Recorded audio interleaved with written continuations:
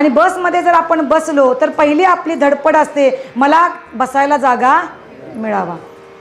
बर, बसायला जागा मिळाल्यानंतर दुसरी धडपड असते, खिडकी कडेला पाहिजे. बर, भाग्यानं आपल्याला खिडकी कडेला जागा जरी मिळाला, आता तुझ्या मनासारखं झालंय, आता तरी देवाचं नाव घ्यावं का नाही? अर्धा तास हातात आहे, घ्यायला पाहिजे ना. आम्ही घेत नाही, कारण उपद्व्याप. शेजारी कुणी येऊन बसली किंवा बसला, लगेच सुरू, कुठं जाणार, तुला मुलं किती? मग ती पण विचारती, तुला मुलं किती, तू नोकरीला कुठं, तुला पगार किती?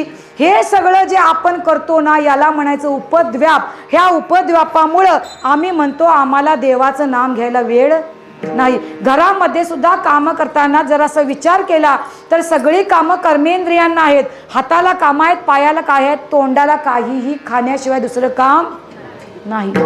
भांडी घासता घासता देवाचं नाम घेता येईल का नाही?